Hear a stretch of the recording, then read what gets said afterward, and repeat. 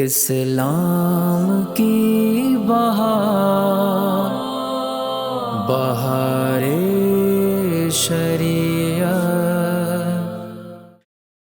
الحمد للہ رب العالمین والصلاة والسلام علی سید الانبیاء والمرسلین۔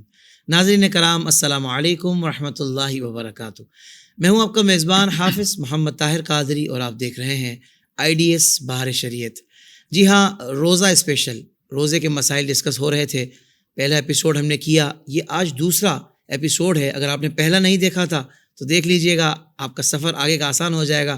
تو ہمارے ساتھ تشریف فرما ہے ہم سب کے پیارے حضرت علامہ مولانا طاہر مدنی صاحب۔ علامہ صاحب، آپ کو بھی السلام علیکم ورحمۃ اللہ وبرکاتہ۔ وعلیکم السلام ورحمۃ اللہ وبرکاتہ۔ علامہ صاحب، روزے کے مسائل سے متعلق ہم نے ڈسکس کی تھی پچھلے پروگرام میں، تو میں چاہتا ہوں اسی کو کنٹینیو کرتے ہیں۔ اور آج میں اس سوال سے حضرت آغاز کروں گا کہ غسل فرض ہے، وقت قلیل ہے، کہ بھائی اگر فرض غسل کرتا ہے تو سحری کا وقت نکل جائے گا، تو ایسی صورت میں کیا کرے گا؟ سحری کرے گا یا فرض غسل اتارے گا؟ اعوذ باللہ من الشیطان الرجیم، بسم اللہ الرحمن الرحیم۔ سب سے پہلے تو بنیادی مسئلہ یہ ذہن میں رکھنا چاہیے کہ روزہ شروع کرنے کے لیے بندے کا پاک ہونا کوئی ضروری نہیں ہے۔ ٹھیک ہے۔ روزہ ناپاکی کی حالت میں بھی شروع کیا جا سکتا ہے، اس کی نیت بھی کی جا سکتی ہے۔ پاک ہونا نماز کے لیے ضروری ہے، روزے کے لیے روزہ شروع ہونے کے لیے جنبی شخص کا پاک ہونا ضروری نہیں ہے۔ صحیح۔ ہاں، حائضہ خاتون کے حیض کے دن ختم ہونا ضروری ہے، لیکن بندہ اگر جنبی ہے، اس پہ غسل فرض ہے، تو وہ ناپاکی کی حالت میں روزہ شروع کر سکتا ہے، لیکن بہتر ہے کہ روزہ پاکی کی حالت میں ہی شروع کیا جائے۔ اب جو آپ نے سچویشن ذکر کی، بعض اوقات ہو جاتی ہے کہ 10 منٹ بچے ہوئے ہیں، اب یا تو غسل کر لے یا 10 منٹ میں سحری کر لے، تو پھر ایسے بندے کو یہ کہا جاتا ہے کہ آپ غسل کے جو 2 فرائض ہیں نا، وہ سحری کا وقت ختم ہونے سے پہلے کر لیں۔ ناک میں پانی چڑھانا اور کلی کرنا۔ صحیح۔ اس کی وجہ یہ ہے کہ یہ 2 ایسے فرائض ہیں جن کو اگر روزہ بند ہونے کے بعد کیا جائے تو اس میں حلق میں پانی جانے کا خطرہ زیادہ رہتا ہے۔ تو اس لیے سحری کا وقت ختم ہونے سے پہلے آپ اچھی طرح کلی کر لیں، غرغرہ کر لیں، 10 سیکنڈ میں ہو جاتی ہے۔ ناک میں اچھی طریقے سے پانی ڈال لیں، 1 منٹ 1.5 منٹ میں یہ 2 فرائض ہو جائیں گے۔ باقی 9 منٹ آپ کے پاس بچے ہوئے ہیں، آپ جلدی سے سحری کر لیں، اور جب روزہ بند ہو جائے تو پھر تیسرا فرض جو پورے جسم پر پانی بہانا ہے، وہ تیسرا فرض فجر کا وقت شروع ہونے کے بعد کر لیں، تو ہر چیز اپنے مقام پر درست بیٹھ جائے گی۔ یعنی فرض غسل کے جو ارکان ہیں اس کی ادائیگی میں تاخیر ہو سکتی ہے، یعنی کہ جی، مسئلہ یہ بھی آج ہاں، یہ یعنی یوں ڈیلے ہو سکتا ہے کہ 2 فرائض پہلے ہو گئے اور پھر ایک فرض، بہتر یہی ہے کہ تینوں ساتھ ہو جائیں۔ بالکل ٹھیک ہے۔ اچھا حضرت، روزہ ٹوٹنے کے اسباب کیا ہیں؟ کیونکہ بعض اوقات لوگوں نے اپنے بھی کچھ سیٹ کیے ہوئے ہوتے ہیں، تو میں چاہوں گا کہ آج یہ بھی ارشاد فرما دیں کہ روزہ ٹوٹنے کے اسباب کیا ہیں۔ دیکھیں، روزہ ٹوٹنے کے حوالے سے علماء نے واضح طور پر ارشاد فرمایا، کھانا پینا اور خود سے اپنے اوپر غسل فرض کر لینے سے روزہ ٹوٹ جاتا ہے۔ اور کھانے پینے سے بھی کیا مراد ہے؟ منافذ بدن میں سے کسی منفذ کے ذریعے کوئی چیز اندر لے کر جانا، منہ کے ذریعے سے، ناک کے ذریعے سے، آنکھ کے ذریعے سے، یہ منفذ ہیں۔ ان کے ذریعے سے کوئی چیز ناک میں پانی چڑھایا، دماغ میں چلا گیا، روزہ ٹوٹ جائے گا۔ کلی کی، دھکا لگا، اندر پانی چلا گیا، روزہ ٹوٹ جائے گا۔ آنکھ میں دوائی ڈالی، روزہ ٹوٹ جائے گا۔ لیکن کان منفذ میں نہیں آتا، تو ان منفذوں میں سے کوئی بھی چیز اندر چلی گئی، روزہ ٹوٹ جائے گا۔ یا انسان نے روزہ یاد ہونے کی حالت میں اپنے اوپر غسل فرض کر لیا، ازدواجی تعلق قائم کر لیا خدا نخواستہ، تو غسل فرض ہو جائے گا۔ یا ازدواجی تعلق کے علاوہ کسی اور معاذ اللہ حرام طریقے سے اپنے اوپر غسل فرض کر لیا تو روزہ ٹوٹ جائے گا۔ یہ چند طریقے ہیں روزہ ٹوٹنے کے۔ اس کے علاوہ بعض اوقات عوام کے ذہن میں چیزیں آتی ہیں، ان سے روزہ ٹوٹنے کا کوئی تعلق نہیں ہوتا، جیسے احتلام ہے۔ احتلام سے روزہ نہیں ٹوٹتا۔ حضور علیہ الصلوۃ والسلام نے ارشاد فرمایا کہ احتلام سے روزہ نہیں ٹوٹتا، تو احتلام سے نہیں ٹوٹے گا۔ یہ جو 3-4 اسباب میں نے ذکر کیے ہیں، بس ان سے کوئی چیز روزہ یاد ہونے کی حالت میں ہوتی ہے، روزہ ٹوٹنے والی پائی جاتی ہے، تو ان سے روزہ ٹوٹے گا، اس کے علاوہ نہیں ٹوٹے گا۔ صحیح۔ ایک مسئلہ بعض اوقات لوگ غلط ملت کر دیتے ہیں کہ جیسے مثال روزے میں اب آپ نے جب غسل فرض تھا آپ کے اوپر اور آپ نے کلی کی تو آپ نے اس میں غرارے بھی کیے، تو ایک وہ صورت ہے کہ بھائی بھول سے کر لیے، ہمیں ذہن میں نہیں رہا کہ ہم روزے میں ہیں، تو وہ معاف ہے، اس میں روزہ نہیں ٹوٹے گا۔ مگر ایک ہوتا ہے کہ پتہ ہی نہیں ہے کہ بھائی جب آپ کا روزہ ہو تو اس میں غرار غسل فرض والے غسل میں بھی نہیں کرنا ہے. ہاں تو اس صورت میں نا یہ لوگ خلط ملط کر دیتے کہ نہیں اس میں بھی نہیں ٹوٹا. تو اس میں ارشاد فرما دیں کیا حکم ہے؟ دیکھیں اگر بھول سے اس کو روزہ یاد ہی نہیں ہے اور اس نے غرارے کر لیے تو اس سے تو روزہ نہیں ٹوٹے گا، کیونکہ بھولنے کی حالت میں تو اگر پیٹ میں کچھ چلا جائے تو مسئلہ نہیں ہے. لیکن اس کو روزہ یاد ہے اور یہ شرعی مسئلہ اس کو یاد نہیں ہے کہ غرغرہ کرنے سے پانی اندر چلا جائے تو روزہ ٹوٹ جائے گا، اور اس نے غرغرے خوب اچھی طریقے سے کر لیے کہ پانی کے قطرے حلق میں اتر گئے، تو اس سے روزہ اس کا ٹوٹ جائے گا. بعد میں اس روزے کی قضا کرنی پڑے گی، اللہ کی بارگاہ میں توبہ بھی کرنی پڑے گی، اور اس شرعی مسئلہ نہ جاننے کا جو گناہ ہے اس پر بھی اللہ کی بارگاہ میں توبہ کرنی پڑے گی. بالکل ٹھیک ہے. اچھا ویسے تو علماء حکم بیان کرتے ہیں کہ بھئی حلق میں کوئی چیز اتر جائے تو روزہ ٹوٹتا ہے. اب یہ کنڈیشن ایک ایسی ہے کہ بھئی سگریٹ پی لیکن دھواں منہ میں ہی رکھا، اسی طرح گٹکا کھایا اور حلق میں اترنے نہ دیا، تو کیا حکم ہوگا؟ بعض اس طرح کی لوگ شرارت کرتے ہیں جس کو بہت زیادہ سگریٹ کی طلب ہو نا اور گٹکے کی طلب ہو، بغیر اس کے وہ مرنے جیسا ہو جائے، تو وہ اس طرح کے ایکسکیوزز تلاش کرتے ہیں اور اس طرح کی پھلجڑیاں نکالتے ہیں کہ وہ منہ میں رکھتے ہیں اور پھر یا نسوار رکھ لی سائڈ میں اور اندر نہیں اتاری اور پھینک دی، یا منہ میں ہلکا سا گٹکا رکھا اور پھینک دیا. تو ایسے لوگوں کو غور کرنا چاہیے. علماء نے واضح طور پر لکھا اگر آپ سگریٹ کا دھواں منہ میں ہی رکھتے ہیں، اندر نہیں اتارتے، پھر بھی روزہ ٹوٹ جائے گا. صحیح. کیونکہ غیر محسوس طریقے سے سگریٹ کے کچھ دھوئیں کے ذرات نیچے جائیں گے ہی جائیں گے. آپ کے اندر یہ طاقت ہے ہی نہیں کہ آپ ان کو روک سکیں، وہ جائیں گے. اسی طرح پان کسی نے منہ میں لیا تو وہ بڑا پان کا جو ذرات ہیں وہ تو نہیں لے کے جائے گا، لیکن کچھ نہ کچھ ذرات تھوک کے ذریعے اندر جائیں گے ہی جائیں گے اور اس سے روزہ ٹوٹ جائے گا. اسی طرح نسوار لگائی ہے تو اس کے بھی کچھ نہ کچھ ذرات ظاہر تھوک کے ذریعے سے، زبان کے ذریعے سے پیچھے کھچتے کھچتے حلق کے نیچے چلے جائیں گے. تو یہ جس نے بھی اس طرح کی پھلجڑیاں نکالی ہیں، یہ سارے 2 نمبر طریقے ہیں، ان سے روزہ نہیں بچے گا. تو خدارا یہ چیزوں سے باز آنا چاہیے. روزہ بڑی قیمتی نعمت ہے، ان فضول چیزوں کی وجہ سے اپنا روزہ ضائع نہیں کرنا چاہیے انسان. صحیح. علامہ صاحب روزے میں الٹی آ جائے تو کیا روزہ ٹوٹ جاتا ہے؟ روزے میں اگر الٹی آئے تو روزہ ٹوٹتا ہے، لیکن اس کے لیے 3 شرائط ہیں. پہلی یہ ہے کہ روزہ یاد ہو، یعنی بھولے سے اگر روزہ یاد نہیں اور قے آ گئی تو اس سے نہیں ٹوٹے گا. صحیح. دوسرا یہ ہے کہ قے منہ بھر ہو. منہ بھر قے وہ ہوتی ہے جس کو روکا نہیں جا سکتا، فل پریشر سے قے آتی ہے، آپ اس کو روک نہیں سکتے، یا بہت زیادہ مشقت کرنی پڑے گی تب رکے گی، یہ منہ بھر قے کہلاتی ہے. اور تیسرا یہ ہے کہ اس قے کو کرنے کے لیے، اس قے کو باہر نکالنے کے لیے اس نے خود سے کوئی عمل کیا ہو، کوئی اندر انگلی ڈال کے قے نکالی ہو. یہ تینوں شرائط پائی جائیں گی تب روزہ ٹوٹے گا. تو 99% کیسز میں تو یہ شرائط نہیں پائی جاتی، خود سے ہی متلی ہو رہی ہوتی ہے، طبیعت بگڑ رہی ہوتی ہے اور منہ بھر قے آ جاتی ہے. اس سے روزہ ٹوٹنے کا تعلق نہیں ہے.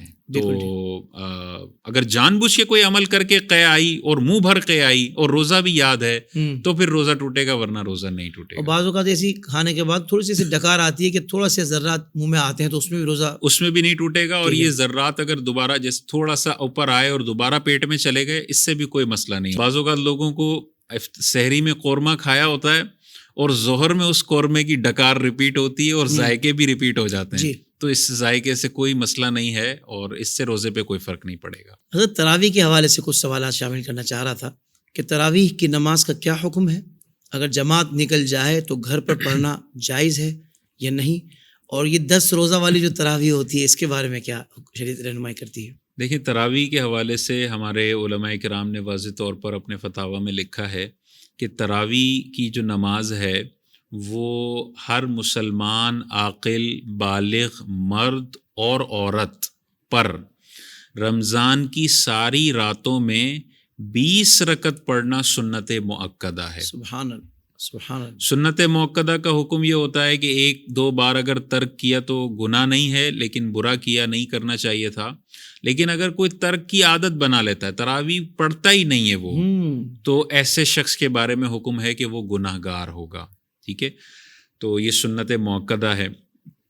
اور اس میں سارا یہ آ گیا کہ یہ مردوں پر بھی ہے اور عورتوں پر بھی ہے. دوسرا اس کا وقت ہے عشاء کے فرض پڑھنے کے بعد. عشاء کے فرض پڑھنے سے پہلے اگر آپ نے تراویح پڑھی تو وہ نفل نماز ہوگی، وہ تراویح نہیں ہوگی۔ صحیح۔ بعض لوگ یہ غلطی کرتے ہیں کہ عشاء کی نماز ان کی نکل جاتی ہے اور تراویح کی جماعت کھڑی ہوتی ہے، تو وہ تراویح شروع کر دیتے ہیں اور بعد میں عشاء کے فرض پڑھتے ہیں، تو وہ تو تراویح جو آپ نے پڑھی وہ نفل نماز پڑھی، کیونکہ تراویح کا وقت ہی عشاء کے فرض پڑھنے کے بعد ہے۔ بالکل صحیح۔ تو یہ تو اس کا شرعی حکم ہو گیا۔ اور گھر میں پڑھ سکتے ہیں یا نہیں پڑھ سکتے؟ تو بالکل گھر میں پڑھ سکتے ہیں۔ مسجد میں پڑھنا افضل ہے، لیکن اگر مسجد کی جماعت نکل جاتی ہے تو آپ بالکل تراویح گھر میں پڑھیں، اور اس کا وقت پوری رات ہوتا ہے۔ عشاء کے فرض پڑھنے کے بعد سحری کا وقت ختم ہونے تک پوری رات تراویح کا وقت ہے۔ آپ رات کو 3 بجے اٹھ کے بھی اگر سحری کا وقت ابھی باقی ہے تو آپ تراویح کی رکعتیں پڑھ سکتے ہیں۔ اگر کچھ وقت باقی ہے، مثال کے طور پہ آپ کو لگ رہا ہے کہ آپ دیر سے اٹھے ہیں اور سحری کر کے آپ کے پاس صرف 12-13 منٹ بچیں گے اور آپ 12-13 منٹ میں بس 10 رکعتیں پڑھ سکتے ہیں، تو مایوس نہ ہوں۔ یعنی 20 کا وقت نہیں بھی ہے تو جتنی پڑھ سکتے ہیں اتنی بہتر ہے۔ صحیح۔ اتنا قیام اللیل تو ہو جائے گا نا۔ واہ۔ رمضان کی ساری راتوں میں یہ افضل فضیلت ہے، تو اگر ایک رات میں 20 کی اگر توفیق نہیں مل رہی تو 10 بھی پڑھ لیں، واہ، تو واہ، 10 کا قیام اللیل ہو جائے گا۔ 10 روزہ اگر کسی نے پڑھی ہے تو اوپر جو قاعدہ بیان ہوا اسی سے اس کا جواب آ گیا کہ 30 راتوں میں 20 رکعتیں پڑھنی ہیں۔ صحیح۔ تو اگر کسی نے 10 روزہ پڑھ لی ہے تو قرآن سننے کی جو سنت ہے وہ تو پوری کر لی، لیکن رمضان کی ساری راتوں میں جو 20 رکعت پڑھنی تھی یہ سنت ابھی اس نے پوری نہیں کی ہے۔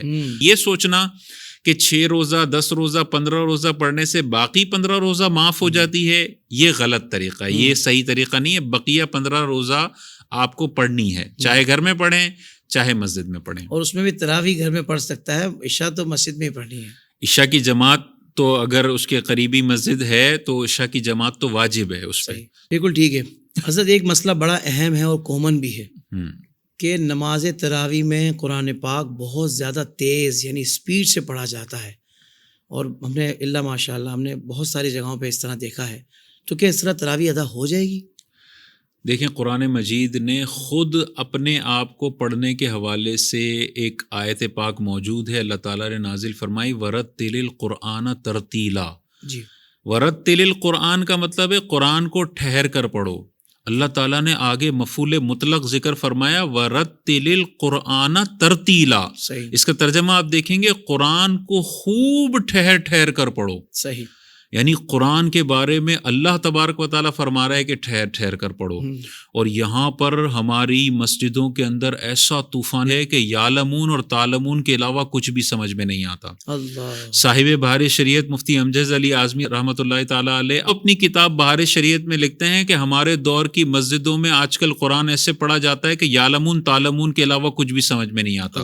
آج تو حافظ صاحب کو ٹارگٹ دیا جاتا ہے، اور مارکیٹ میں اس حافظ کی ویلیو زیادہ ہوتی ہے جو سب سے تیز تراویح ختم کرنے والا ہو۔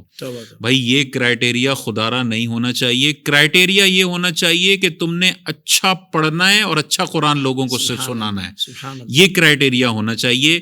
یہ نہ ہو کہ تیز تیز پڑھ رہا ہے۔ اور علماء نے واضح طور پر فتاوی میں لکھا، اور قرآن مجید کا حکم بھی ہے، اگر قرآن کو ایسے پڑھتے ہیں کہ الفاظ چب جاتے ہیں تو یہ قرآن پڑھنا بھی حرام ہے، ایسا قرآن سننا بھی حرام ہے، اور ایسی تراویح کا کوئی فائدہ نہیں ہے۔ دیکھیں قرآن مجید کتنی حساس جو ہے وہ عربی زبان ہے۔ علماء واضح طور پر ارشاد فرماتے ہیں، کوئی کہتا ہے قل هو اللہ احد، اس کا مطلب ہے اے حبیب آپ فرمائیے کہ وہ اللہ ایک ہے۔ کوئی اس موٹے کاف کو ڈنڈی والا کاف پڑھ دیتا ہے، قل هو اللہ احد، اس کا مطلب ہے اے حبیب آپ کھائیے کہ اللہ ایک ہے۔ معنی فاسد ہو گیا، نماز فاسد ہو جائے گی، اور امام کی نماز فاسد ہوئی تو پیچھے 500 بندوں کی نماز فاسد ہو گئی۔ تو یہ تو قوف اور کاف کی غلطی تو بڑی، میں نے ایک چھوٹی غلطی بتائی ہے، وہاں آپ بعض اوقات جا کے دیکھیں تو آپ کو کچھ بھی سمجھ میں نہیں آ رہا ہوتا، گڑ گڑ گڑ گڑ گڑ گڑ چل رہا ہوگا، اور آخر میں یعلمون اور اللہ اکبر، گڑ گڑ گڑ گڑ گڑ چل رہا ہے، تعلمون اور اللہ اکبر۔ یہ قرآن کے ساتھ جو ہے وہ بہت زیادہ غلط سلوک کیا جا رہا ہے۔ قرآن پڑھنے کا یہ بہت جو ہے وہ حق تلفی کی جا رہی ہے. اللہ اکبر. جو اس میں ملوث ہے، مسجد کمیٹی پریشرائز کرتی ہے وہ بھی گناہ گار ہوگی، اور حافظ صاحب بھی گناہ گار ہوں گے. مسجد کمیٹی پر لازم ہے کہ حافظ صاحب پر سختی کریں کہ بھائی آپ 35 منٹ میں تراویح ختم کرواتے ہو، آپ 45 میں ختم کرواؤ، لیکن الفاظ چبنے نہیں چاہیے. صحیح. ایک آیت بھی چبنی نہیں چاہیے. اگر چبے گی تو یہ قرآن کی حق تلفی ہے اور یہ گناہ کبیرہ ہے. اللہ اکبر. اور ہمیں بھی غور کرنا چاہیے. بعض اوقات ہم 15 منٹ بچانے کے چکر میں پورا 35 منٹ وہ قرآن سن کے آ رہے ہوتے ہیں جس کے بارے میں فرمایا گیا کہ یہ قرآن تم نے نہیں سننا ہے، اس میں الفاظ چب رہے ہیں. ہم 35 منٹ وہ گڑ گڑ گڑ سن کے آ رہے ہوتے ہیں. یہ نہیں کرنا چاہیے. آپ اگر 35 منٹ کی محنت کر رہے ہیں، 10 منٹ کی زیادہ کر لیں، 50 منٹ کی محنت کر لیں، 1 گھنٹے کی محنت کر لیں، 1.25 گھنٹے کی محنت کر لیں. یہ محنت میدان معاشر میں آپ کو بڑا فائدہ دینے والی ہے. واہ جی واہ، سبحان. اور اگر آپ نے جلدی کے چکر میں بہت سپر فاسٹ تراویح پڑھ لی تو میدان معاشر میں اس کا فائدہ نہیں ہوگا، بلکہ گرفت ہوگی کہ تم لوگوں نے ہی اس حافظ کی حوصلہ افزائی کی کہ وہ مزید الفاظ کو چبا چبا کے قرآن پڑھے. تم منع کر دیتے تو اس کی جرت نہ ہوتی کہ وہ قرآن کو اس طرح سے پڑھے کہ قرآن کا مذاق بنایا جائے. تو ہم خود ہی اس مارکیٹ کو پروان چڑھاتے ہیں اور ایسے قاریوں کو ویلیو دیتے ہیں. قاری صاحب کو غور کرنا چاہیے، مسجد کمیٹی کو غور کرنا چاہیے. کوئی علاقے میں مسجد ایسی نہیں ہونی چاہیے جس میں اس طرح قرآن پڑھایا جائے کہ الفاظ چب رہے ہوں اور بالکل صحیح طریقے سے. اس میں یہ بھی نہیں ہے کہ بہت زیادہ سلو پڑھ رہے ہیں کہ 2 گھنٹے میں تراویح ختم ہو رہی ہے. یہ تو اور بھی لوگوں کو ڈی موٹیویٹ کرنے والی بات ہے. لیکن بہت تیز پڑھنا کہ الفاظ چب رہے ہوں اور بالکل نارمل پڑھنا کہ الفاظ نہ چب رہے ہوں، ان دونوں کے ٹائم میں آپ نوٹ کریں گے صرف 15 منٹ کا فرق ہوتا ہے. تو یار 15 منٹ ایکسٹرا دے کر اللہ کو پسند آنے والا قرآن سن کے اور نماز پڑھ کے بندہ گھر آئے، یہ بہتر ہے یا اللہ کو ناراض کرنے والا قرآن سن کے بندہ گھر پر آ جائے؟ عقل مند بندہ وہ ہوگا جو 15 منٹ ایکسٹرا انویسٹ کر کے اپنی نمازیں درست کر کے گھر پہ لوٹنے والا ہو. بالکل صحیح. سبحان اللہ سبحان اللہ. اللہ پاک آپ کو جزائے خیر عطا فرمائے. علامہ صاحب، یہ اس دور کے ایک بہت بڑے مسئلے کی طرف آپ نے توجہ دلائی ہے اور بتایا کہ یہ کتنا حساس معاملہ ہے. تو میں امید کرتا ہوں انشاءاللہ کہ رمضان شریف شروع ہونے سے پہلے ہمارے دوست، ہمارے بھائی سارے جو دیکھ رہے ہیں، اس کلپ کو اتنا وائرل کریں کہ ہر مسجد کے جو با اثر لوگ ہیں نا، ان تک یہ پیغام پہنچ جائے تاکہ ان کی مسجد میں ایک اچھا قرآن پاک سنانے والے کا اہتمام کیا جا سکے کہ بھائی اچھا قرآن سنانے والا ہونا چاہیے. ہمیں کوئی فارمیلٹی پوری نہیں کرنی، ہم نے رب اور رب کے رسول کو راضی کرنا ہے. انشاءاللہ مجھے امید ہے کہ معاشرے میں تبدیلی اسی طریقے سے آئے گی. علامہ صاحب، تراویح کی رکعت کتنی ہے؟ 20 ہیں؟ کتنی ہے؟ کیونکہ کچھ لوگ 8 رکعت کی بہت زیادہ اس پر اصرار کرتے ہیں کہ نہیں بھائی 8 ہی ہوتی ہیں، 8 ہی پڑھنی ہے. آج یہ مسئلہ بھی حل فرما دیں. بسم اللہ الرحمن الرحیم. دیکھیں، تراویح کی رکعتوں کے حوالے سے امت کا اجماع رہا ہے کہ اس کی کم از کم 20 رکعتیں ہیں. زیادہ کے حوالے سے اقوال ہیں، 36 تک کے اقوال ہیں 36 رکعتوں کے. لیکن بہرحال امت کا اس بات پر اجماع ہے کہ کم از کم 20 رکعتیں تو ہیں. صحیح. اور یہ جو 8 کا یا 20 سے کم کا جو قول ہے نا، وہ صرف آج سے 150 سال پہلے کا قول ہے. اس سے پہلے 1350 سال اور 1400 سال میں امت میں کبھی 8 کا تذکرہ تھا ہی نہیں. اس سے بھی پتہ چل رہا ہے کہ سواد اعظم امت کا ایک بہت بڑا طبقہ، جس میں صحابہ بھی ہیں، تابعین بھی ہیں، تبع تابعین بھی ہیں، 1400 سال کے بڑے بڑے بزرگ ہیں، ان کا فیصلہ ہے کہ کم از کم 20 رکعتیں ہیں. اور 150 سال پہلے کچھ لوگوں کو سمجھ آیا کہ 1350 سال کے جو اولیاء اور بزرگ تھے نا، ان کو اسلام سمجھ میں نہیں آیا تھا، ہم کو بخاری کی حدیث کچھ زیادہ سمجھ میں آ گئی ہے. تو اب بندے پہ ڈیپینڈ کرتا ہے وہ 1350 سال کی لیگیسی کو فالو کرتا ہے یا 150 سال کے نئے دین کو فالو کرتا ہے. عافیت اسی میں ہے کہ 1300 سال کے جو جلیل القدر لوگ ہیں ان کے دین کو فالو کیا جائے. اب وہ جو دین ہے وہ اپنی طرف سے خود ساختہ نہیں ہے. دیکھیں احادیث پاک مصنف ابن ابی شیبہ کے اندر حضور علیہ الصلاۃ والسلام کا عمل مبارک منقول ہے کہ حضور علیہ الصلاۃ والسلام رمضان المبارک میں 20 رکعت تراویح پڑھا کرتے تھے. مصنف ابن ابی شیبہ. اسی طرح مصنف ابن ابی شیبہ کے اندر ایک اور روایت ہے کہ حضرت عمر رضی اللہ تعالی عنہ اپنے دور خلافت میں قاری کو حکم دیتے تھے کہ مسلمانوں کو 20 رکعت پڑھانی ہے. سبحان اللہ سبحان اللہ. حضرت ابی بن کعب رضی اللہ تعالیٰ عنہ کو مقرر کیا تھا حضرت عمر فاروق نے سب کی امامت کروانے کے لیے، اور وہ خود ارشاد فرماتے ہیں کہ مجھے عمر نے حکم دیا کہ میں مسلمانوں کو 20 رکعت پڑھاؤں، اور یہ کنز العمال شریف میں بھی حدیث پاک موجود ہے. صحیح. اچھا، اسی طرح حضرت علی رضی اللہ تعالیٰ عنہ کے حوالے سے سنن کبریٰ کے اندر یہ حدیث پاک موجود ہے کہ حضرت علی بھی اپنے دور میں اپنے امام کو یہ کہا کرتے تھے کہ تم نے 20 رکعت پڑھانی ہے. اور حضرت علی کی عادت مبارکہ ہوا کرتی تھی کہ جو حافظ ہوتے تھے وہ 20 رکعت تراویح پڑھاتے تھے، اور مولا علی پھر آگے آ کر وطر علیحدہ سے پڑھایا کرتے تھے. تو یہ مولا علی کا بھی عمل ہے، حضرت عمر فاروق کا بھی عمل ہے، اور علماء نے واضح طور پر اپنی کتب میں لکھا کہ جب عمر کے دور میں 20 رکعتیں ہوتی تھیں تو کسی صحابی نے انہیں انکار نہیں فرمایا. اس سے ہمیں واضح طور پر پتہ چلتا ہے کہ صحابہ کا بھی اس بات پر اجماع تھا کہ تراویح کی رکعتیں 20 ہیں. واہ واہ سبحان یہ صحابہ کا بھی اجماع تھا. اسی طرح حضرت عطا رحمۃ اللہ تعالی علیہ کون ہیں؟ تابعی بزرگ ہیں. 114 ہجری میں آپ کا وصال ہوا ہے. 114. ان کی عمر ہے 84 برس. 4 سال نکال دیں، 80 برس ان کی زندگی گزری ہے صحابہ کے درمیان، اور مکے کے رہائشی ہیں.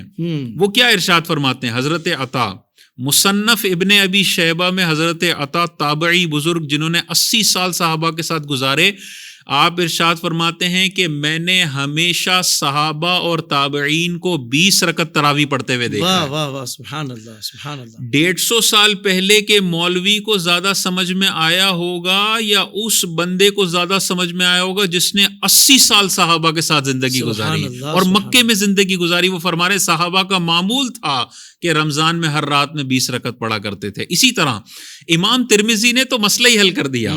امام ترمذی نے سنن ترمذی حدیث کی کتاب میں یہ قول ذکر کیا ہے کہ اکثر اہل علم اور صحابہ کا یہی معمول تھا کہ وہ رمضان المبارک میں 20 رکعت تراویح پڑھا کرتے تھے. واہ واہ واہ سبحان اللہ. اتنے سارے دلائل ہیں، صحابہ کا اجماع ہے، ائمہ اربعہ کا اس بات پر اجماع ہے. امام اعظم ابو حنیفہ، امام شافعی، امام مالک، امام احمد بن حنبل، چاروں ائمہ جن کو فالو کرنے والے اس دنیا میں more than 80% مسلمان ہیں، ان کا اجماعی مسئلہ ہے کہ تراویح کی کم از کم 20 رکعتیں ہیں. زیادہ کے قول انہوں نے کیے لیکن 20 سے کم کسی کا قول نہیں ہے.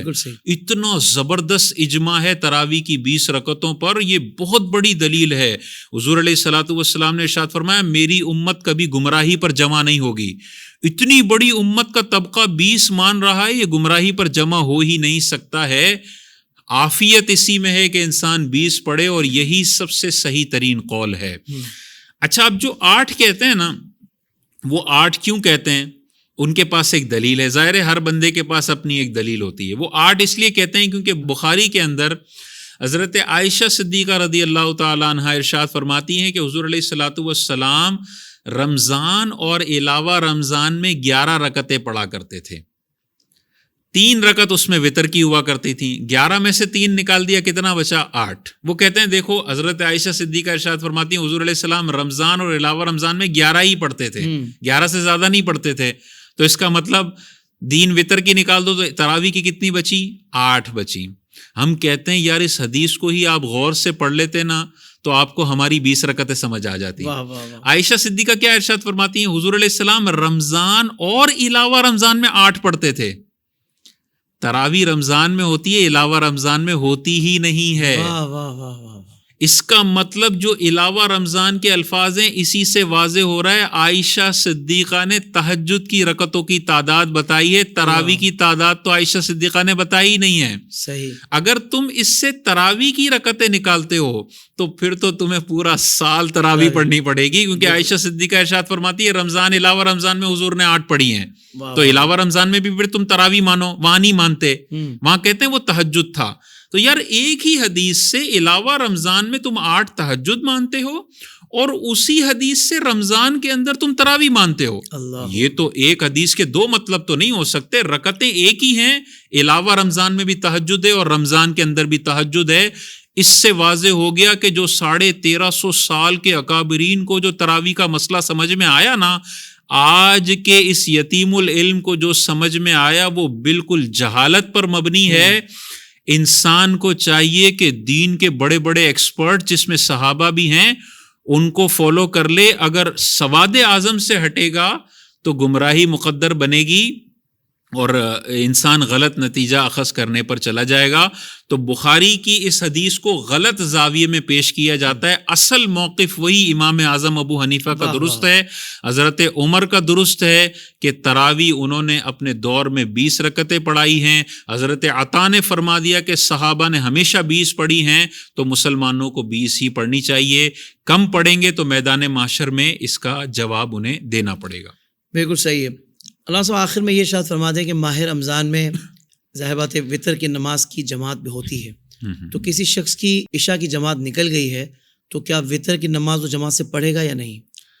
دیکھیں، اس میں بعض علماء نے یہ ارشاد فرمایا ہے کہ اگر عشاء کے فرائض اس نے جماعت کے ساتھ نہیں پڑھے ہیں تو وطر وہ تنہا پڑھ لے.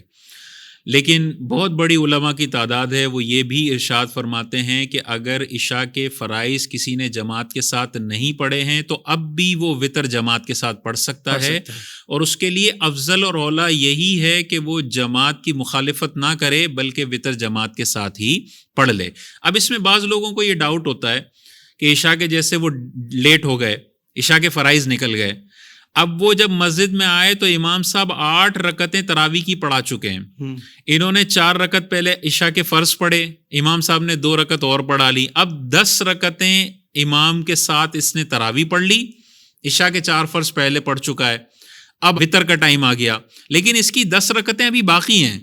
تو یہ کیا کرے گا؟ اپنی 10 رکعتیں پڑھ کے پھر تنہا وطر پڑھے یا ابھی وطر جماعت کے ساتھ پڑھ لے، باقی 10 بعد میں پڑھ لے؟ تو باقی 10 بعد میں پڑھ لے. صحیح، واہ واہ واہ. 10 ابھی نہ پڑھے، ابھی جماعت کا ثواب حاصل کر لے، وطر میں شامل ہو جائے، اور وطر پڑھنے کے بعد چاہے تو اس وقت میں 10 رکعتیں پوری کر لے یا گھر جا کر سحری سے پہلے 10 رکعتیں پوری کر لے.